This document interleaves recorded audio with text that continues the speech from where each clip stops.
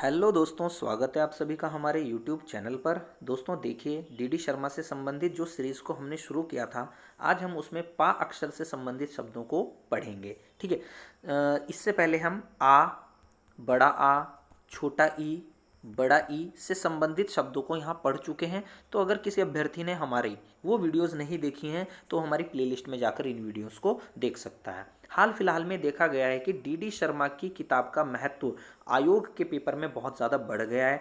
यहाँ से बहुत सारे सवाल वो लगातार बना रहा है और वो सवाल ऐसे होते हैं जो अभ्यर्थियों ने ना कभी पढ़े होते ना कभी सुने होते। तो आपके लिए ज़रूरी है कि आप डीडी शर्मा की सीरीज़ से बने रहिए हमारे साथ। ठीक है, हमारे चैनल को सब्सक्राइब कीजिए और लाइक और शेयर ज़रूर करें। तो चलिए आइए देखते हैं पा अक्षर से संबंधित शब्दों में पहला शब्द। ठीक है, तो पहला शब्द है हमारा पंच। पंच हम देखेंगे पांच का समूह, यानी उत्तराखंड में पांच का कौन कौन सा समूह है। जैसे पंच केदार, तो पंच केदार में आपको पता ही है केदारनाथ, रुद्रनाथ, तुंगनाथ, मदमहेश्वर और कल्पनाथ शामिल हैं। ठीक है बच्चों, आगे बढ़ते हैं इसमें पंचगंगा में। पंचगंगा कौन कौन सी हैं? तो गंगा, भागीरथी, ठीक है, यमुना, अलकनंदा, मंदाकिनी, धौली और धवल गंगा, इसको शामिल, इन सभी 5 नदियों को शामिल किया जाता है पंचगंगा में उत्तराखंड के अंदर। तीसरा देखते हैं पंचप्रयाग। तो पंचप्रयाग में पहला शब्द है आपका देवप्रयाग। देवप्रयाग में आपका भागीरथी और अलकनंदा का संगम होता है। रुद्रप्रयाग में अलकनंदा और मंदाकिनी का संगम होता है। कर्णप्रयाग में अलकनंदा और पिंडर का संगम होता है। नंदप्रयाग में नंदाकिनी अलकनंदा का संगम और विष्णुप्रयाग में अलकनंदा धौलीगंगा का संगम। इस प्रकार से ये आपके 5 प्रयाग भी पूरे होते हैं। तो 5 प्रयागों से भी सवाल बनाता है, तो इस पर भी आप नज़र जरूर डाल लें।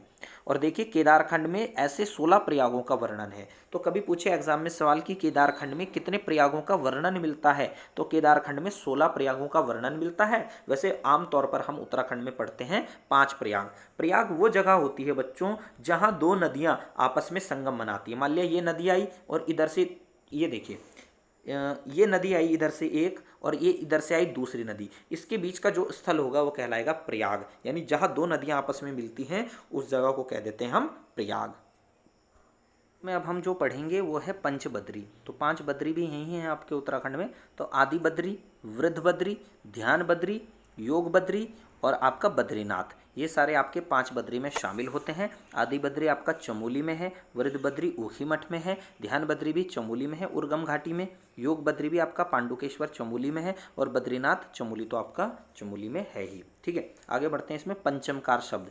पंचमकार शब्द में उत्तराखंड की चीज़ें जो शामिल है, 5 चीज़ें, वो हैं आपका मांस, मदिरा, मत्स्य, मुद्र और मैथुन। ठीक है, अब चलते हैं पंचशिला नामक शब्द में।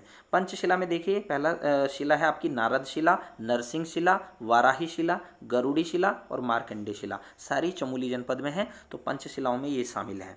आगे बढ़ते हैं, अन्य शिलाएं उत्तराखंड की महत्वपूर्ण, कुछ उन पर नजर डाल लेते हैं। तो पहली है चंद्रशिला जो कि तुंगनाथ, ठीक है, इस वाले क्षेत्र में आती है, रुद्रप्रयाग में। अगली भृगुशिला केदारनाथ वाले क्षेत्र में, Bhimshila Mana, Bhagirath Shila Gangotri, Kalshila Kalimath. Very very important है सारी शिलाएं, तो देख लेना इनको। पंचधारा के रूप में हम पढ़ेंगे भृगुधारा, इंद्रधारा, कूर्मधारा, प्रहलाद धारा और उर्वशी धारा। तो ये उत्तराखंड की पंचधाराएं हैं, इनको भी आप देख जरूर लें। आगे बढ़ते हैं पंचदेव। तो उत्तराखंड के पंचदेव कौन कौन से हैं? आदित्य, विष्णु, हरगौरी, गणेश और कार्तिकेय, ये पंचदेव में शामिल हैं। पंचबली कौन कौन सी हैं? अज, महिष, कुक्कुट, सुकर, कुमला यानी पेठा। ठीक है, ये पंचबली में शामिल हैं। पंचकुंड कौन कौन से हैं? तो तप्त कुंड, वाराह कुंड, नारद कुंड, ब्रह्मा कुंड, सूर्य कुंड, सभी जो कुंड है बद्रीनाथ धाम के निकट हैं ये। तो ये पंचकुंड में शामिल हैं उत्तराखंड के। आगे आ जाइए पंचक। तो 5 नक्षत्र कौन कौन से हैं? घनिष्ठा, शतभिषा, पूर्वा भाद्रपदा, उत्तरा भाद्रपदा, रेवती, ये पंचक में शामिल हैं, 5 नक्षत्र हैं। ठीक है, आगे बढ़ते हैं। पंचगाई। पंचगाई में कौन सा शब्द है देखते हैं, कौन कौन से शब्द है? 5 गांवों का समूह है ये। तो कीमाणा, पठाली, ऊखीमठ, भटवाड़ी, चुन्नी, मंगोली। वैसे तो उत्तराखंड में 5 गांवों के बहुत सारे समूह होंगे, लेकिन ये जो ले रहा है ये उत्तरकाशी, चमोली, रुद्रप्रयाग जगह से इसने 5 गांवों का ये समूह उठा लिया डीडी शर्मा ने। आगे बढ़ते हैं, अगला शब्द इसमें Pancheshwar. Very very important Pancheshwar. ठीक है, इसे पंचेसर भी कहते हैं। तो 5 नदियों का यहाँ संगम होता है। काली, गौरी, सरयू, धौली, रामगंगा के संगम पर है। मतलब संगम से संबंधित ये है कि नदियाँ आगे पीछे संगमित हो रही होंगी, मिल रही होंगी, परंतु पंचेश्वर जगह को उसने एक पॉइंट बना करके लिख दिया कि यहाँ 5 नदियाँ आपस में संगम करती हैं। यहाँ पर प्रसिद्ध चौमुखा मंदिर है जो कि पिथौरागढ़ जनपद में है। यह स्थान महाशीर मछलियों के लिए प्रसिद्ध है। तो पंचेश्वर जगह ही आपकी पिथौरागढ़ में पड़ती है। आपसे एग्जाम में सवाल पूछे कि पंचेश्वर कहाँ है, तो आपका सवाल होना चाहिए पिथौरागढ़ जनपद में। ठीक है, चलिए आगे बढ़ते हैं। पंजवारी या पंचजोहारी, तो पंचजोहारी देखते हैं। पिथौरागढ़ के जोहार निवासियों के 5 धड़ों के लिए प्रयुक्त शब्द। कौन कौन से 5 धड़े हों? लवाल, रहलमवाल, हेलेम्पा, नेखुरपा, बुरफाल। ये 5 धड़ों के लिए प्रयोग है, यानी पंचजोहारियों के लिए प्रयुक्त एक शब्द है। आगे बढ़ते हैं। पंचबीड़ी, पंचबीड़ी शब्द है चंदों द्वारा स्त्रीकृत ब्राह्मणों का एक वर्ग। चंदों ने क्या किया होगा? ब्राह्मणों को स्तरों के हिसाब से डिवाइड किया होगा। तो सामाजिक स्तर पर ब्राह्मणों में इनका स्थान तृतीय होता था। ठीक है, तो तीसरे स्थान पर आते थे पंचबीड़ी। आगे बढ़ते हैं। पंचभणियाई, तो पंचभणियाई क्या है? जौनसार बाबर में वैवाहिक परंपरा से संबंधित एक शब्द है। इसका अर्थ होता है 5 भांड यानी 5 बर्तन। इस परंपरा में निर्धन माता पिता दहेज में कन्याओं को 5 बर्तन ही दे पाते थे। ठीक है, तो कई गरीब कन्याएं होती थी तो उनके माता पिता 5 बर्तन ही सिर्फ दे पाते थे कन्याओं को, तो इसलिए पंचभणियाई शब्द अस्तित्व में आ गया। इसे कुमाऊं में पंचोले के भांडे कहकर संबोधित किया जाता है और बैवा विवाह जजोड़ा विवाह में इसका बढ़ चढ़कर प्रयोग होता है। तो बैवा विवाह जजोड़ा से संबंधित एक शब्द माना जाता है। अगला शब्द पढ़ते हैं पंचभैया खाल, वेरी वेरी इंपॉर्टेंट है। ठीक है, ये जगह पड़ती है पौड़ी में आपकी। कठौची रानी के 5 कठैत भाइयों का स्मारक है ये। इन्हें पुरिया नेथानी ने मरवाया था। पुरिया नेथानी ने जब इन कठैत भाइयों को मरवा दिया था तो इसे गढ़वाल का नाना फडणवीस की संज्ञा भी दी जाती है, क्योंकि ऐसा ही कार्य नाना फडणवीस ने अपने राज्य में भी कर दिया था, तो इसलिए नाना फडणवीस की संज्ञा नहीं दी जाती है। पौड़ी गढ़वाल जनपद में है यह स्थान। पहले इसे पंचभैयों का मांडा कहा जाता था। ठीक है, तो पंचभैयों का मांडा भी कहकर इसे संबोधित किया जाता था। अगला शब्द है पकौड़िया। पकौड़िया शब्द देख लेते हैं। जौनसार का लोकोत्सव जो 5 दिवसीय दीपावली के दूसरे मास में मनाया जाता है। ठीक है, तो ध्यान रखना इसको, 5 दिवसीय दिवाली के दूसरे महीने में ये मनाया जाता है। उड़द की दाल के पकौड़े बनते हैं और रासो नृत्य किया जाता है। इसके बाद बिरूड़ी कार्यक्रम होता है। तो रासो नृत्य का संबंध किस जनजाति से है? तो जौनसारी जनजाति से। कभी एग्जाम में सवाल पूछेगा। ठीक है, बिरूड़ी कार्यक्रम का संबंध किससे है? तो वो भी जौनसारी समाज से ही है। इनको ध्यान रखें, यहाँ से सब सवाल बन सकते हैं आपके। आगे बढ़ते हैं। अगला शब्द है पटरंगवाली। तो पटरंगवाली का अर्थ है अफवाह। इंद्रचंद के शासनकाल में इस अफवाह का उद्भव हुआ था, और जो इंद्रचंद का शासनकाल है वो देख सकते हैं 58 से 78 है। ठीक है, 758 से 78। रेशम व्यापारियों को पटवा कहा जाता था। इस समय चंद शासनकाल में रेशम व्यापारियों को क्या कहकर संबोधित किया जाता था? तो पटवा। और पटरंगवाली की प्रथा का संबंध है आपका इंद्रचंद के शासनकाल से। वेरी वेरी इंपॉर्टेंट है। चलिए आगे बढ़ते हैं। पठाश्मियों, तो पठाश्मियों क्या है? शौका वर्ग की वैवाहिक परंपरा से जुड़ा एक शब्द है पठाश्मियों। इसका अर्थ है विवाह के उपरांत दुल्हन के साथ आए हुए मेहमानों को वर के पारिवारिक जनों तथा संबंधियों के द्वारा विदाई देना। यानी जो दुल्हन को छोड़ने आए हैं मेहमान, ठीक है, विवाह के उपरांत दुल्हन के साथ कुछ मेहमान आते हैं दुल्हन को छोड़ने, तो वर के जो परिवार है और संबंधी है उनके द्वारा उन्हें विदाई देना ही कहलाता है पठाश्मियों। ठीक है, उल्लेखनीय है कि शौका वर्ग में जब बारात वधू को लेकर जाती है तो वधू की सहेलियां स्यासिया या टीसिया, सहेलियों को स्यासिया या टीसिया कहते हैं, तथा भाई उसे छोड़ने के लिए उसके साथ जाते हैं। ठीक है, तो जब ये इनको विदाई देते हैं फिर वर पक्ष के लोग, तो इसे ही कह देते हैं पठाश्मियों।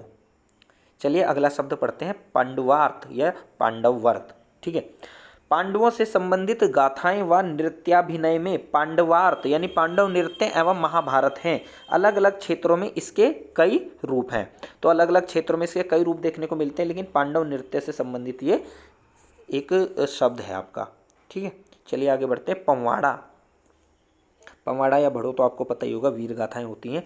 तो किसी वीर देवता के अलौकिक अथवा अद्भुत पराक्रमों से संबंध गाथा गीतों को पंवाड़ा कहा जाता है। Very very important. गढ़वाल में देवताओं के पंवाड़ों में नागराज एवं गौरिल के पंवाड़े प्रसिद्ध है।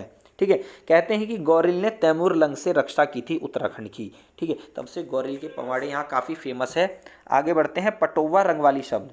पटोवा रंगवाली देखते हैं, यह भी एक अफवाह थी। पटोवा अर्थात रेशमी वस्त्र पर रंगसाजी व कढ़ाई करने वालियों के द्वारा, यानी चूड़ी बनाने वालों के द्वारा ये अफवाह फैलाई गई थी। तो पटोवा रंगवाली का जो संबंध है वो भी अफवाह से है और रेशमी वस्त्र, चूड़ी और कढ़ाई से संबंधित है ये। आगे बढ़ते हैं, पड़िया देव। पड़िया देव हैं आपके अल्मोड़ा में पूजित, ध्यान रखना इनको। अगला पढ़ते हैं, पत्री जिमाउनी। तो मृतक व्यक्ति से संबंधित थारुओं की एक रस्म है पत्री जिमाउनी। तो पत्री जिमाउनी रस्म का संबंध है थारुओं से और मृतक व्यक्तियों से संबंधित ये कोई रस्म है। आगे बढ़ते हैं, पनबार। पनबार शब्द जो है वो जल से परहेज से संबंधित एक शब्द है पनबार। आगे बढ़ते हैं, पनार। पनार जो है सरयू की सहायक नदी है, उद्गम अल्मोड़ा के डोल नामक स्थान से होता है। तो पनार सरयू की सहायक नदी है और अल्मोड़ा के डोल से इसका उद्गम होता है। इसको आप ध्यान रखना, ये आपके लिए एग्जाम में इंपॉर्टेंट साबित हो सकता है। आगे बढ़ते हैं, परगना। तो परगना क्या होता है भाई? तहसील से छोटी व पट्टी से बड़ी इकाई को परगना कहते हैं। परगने का अधिकारी गरखानेगी कहलाता था। अब इसे परगनाधिकारी या उप जिलाधीश कहा जाता है। आज के डेट में इसे परगनाधिकारी या उप जिलाधीश कहते हैं, लेकिन उस समय जो है परगने का अधिकारी गरखानेगी कहलाता था। अगला शब्द है पर्वताकार राज्य। तो पर्वताकार राज्य से संबंधित जो चीजें हैं उनको देख लेते हैं, आओ। सन 1914 तालेश्वर अल्मोड़ा से प्राप्त पौरव वंशी वर्मन शासकों घोतीवर्मन तथा विष्णुवर्मन के ताम्र अभिलेखों से पता चलता है कि ईसा की 6वीं 7वीं शताब्दी में यहाँ पर एक पर्वताकार नाम की राजसत्ता अस्तित्व में आई थी। आगे बढ़ते हैं, इसमें है युआन च्वाड ने अपने यात्रा विवरण में पोलोकीमोपुलो ब्रह्मपुर नाम से इसका विस्तृत विवरण दिया है। तो पर्वताकार राज्य का ब्रह्मपुर नाम से विवरण किसने दिया है? तो भैया युआन च्वाड ने। और कब आया था उत्तराखंड में? 630 से 634। आइए आगे बढ़ते हैं। कत्यूरी जागरों में ब्रह्मपुर का उल्लेख असन बाका वासन बाका, बाका ब्रह्मा लखनपुर बाका है। यानी कत्यूरी जागरों में ब्रह्मपुर का जो उल्लेख है वो इन शब्दों से मिलता है, इससे उल्लेख मिलता है। आगे बढ़ते हैं, अगला शब्द है आपका परयुंडी या परयूणी।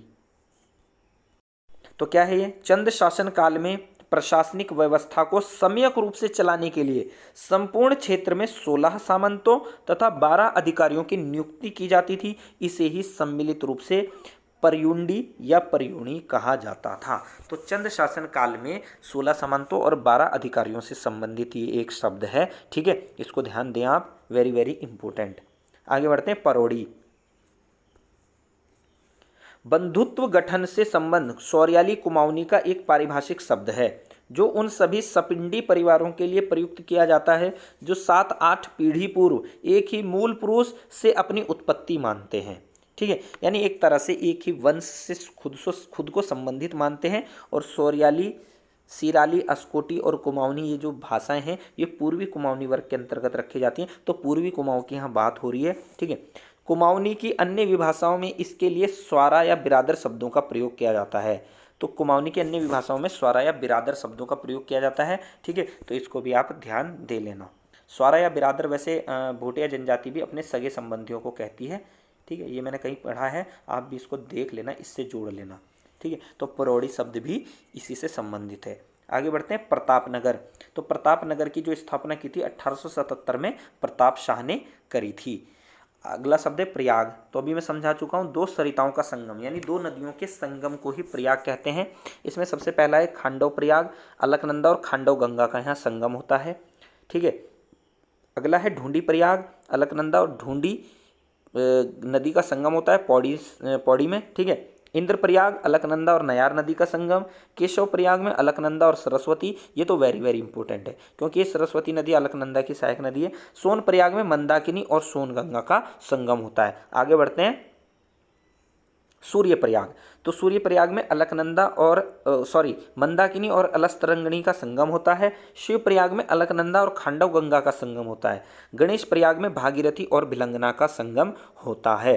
ठीक है, वैसे तो स्कंद पुराण के केदारखंड में 16 प्रयागों का उल्लेख मिलता है, जैसा मैं आपको पहले ही बता चुका हूं, पर उनमें से कुछ मुख्य प्रयाग मैंने आपको ऊपर बता दिए हैं। तो तो बच्चों थोड़ी सी ये सीरीज़ रोक करके मैं आपसे कुछ कहना चाहूँगा कि आप ये जो डी शर्मा की किताब है इसका तरीके से अध्ययन करें, बिल्कुल लगन के साथ, क्योंकि इससे आपके एग्ज़ाम में बहुत सारे प्रश्न बनने की संभावना है।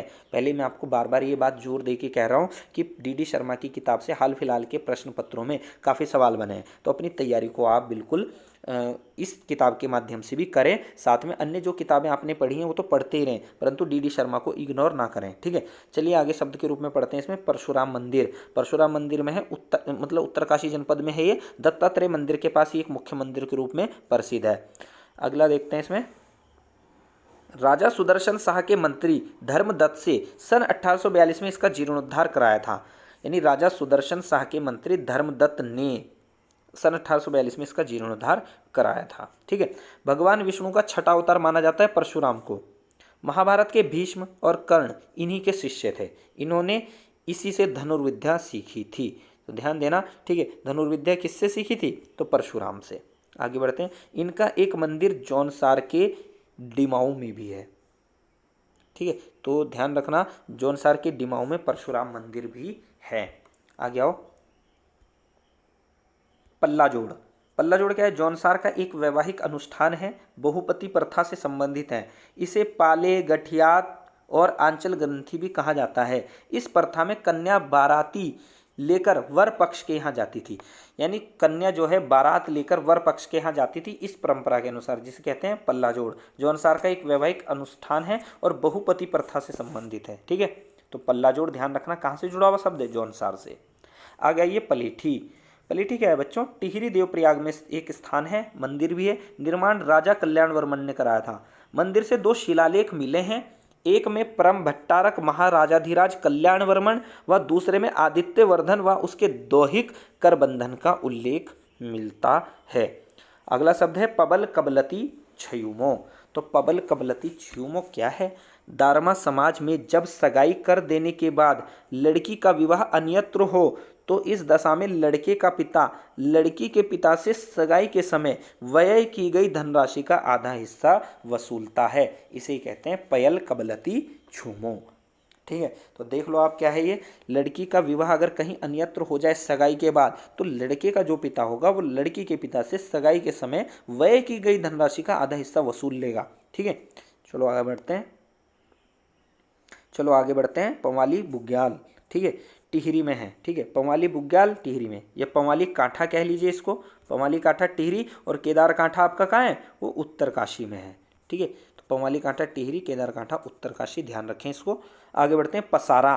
पसारा क्या है? दलित वर्ग यानी हुड़िया, बाछी, भिरासी, बादी आदि द्वारा लिया गया दान, अन्न, धन, वस्त्र ही जीवन यापन करने हेतु जरूरी था, इसे ही पसारा कहते हैं। तो पसारा क्या है? एक प्रकार से अन्न, धन, वस्त्र को ग्रहण करना, ठीक है, यानी भीख मांगना एक तरह से जीवन यापन करने के लिए, ठीक है। आगे बढ़ते हैं पहरी। एक गांव से दूसरे गांव जानकारी पहुंचाना व गांव की चौकीदारी इसका कार्य था। गढ़वाल में इसे पासवान कहते थे, यह दलित वर्ग से संबंधित था। तो पासवान कास्ट आपकी किससे? दलित वर्ग से संबंधित है। पुराने समय में इसको पहरी कहते थे, ठीक है दोस्तों। तो दोस्तों आज के लिए डी शर्मा की किताब में इतना ही। इसके कुछ अन्य शब्द 5 अक्षर से संबंधित बचे हुए हैं, जो कि मैं आपको अगली वीडियो के माध्यम से बता दूंगा। तो तब तक के लिए दोस्तों मुझे दीजिए इजाज़त। धन्यवाद। आपका दिन शुभ हो। मिलते हैं अगले लेक्चर में।